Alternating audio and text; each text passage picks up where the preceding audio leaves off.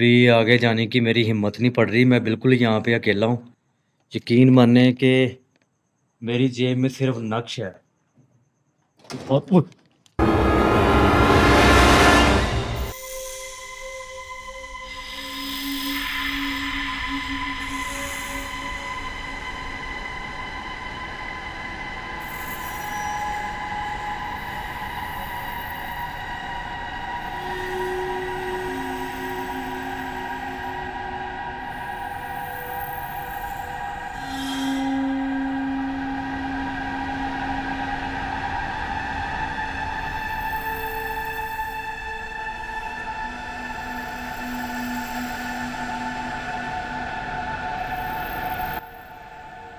ये जानवरों की आवाज़ें आनी शुरू हो गई हैं।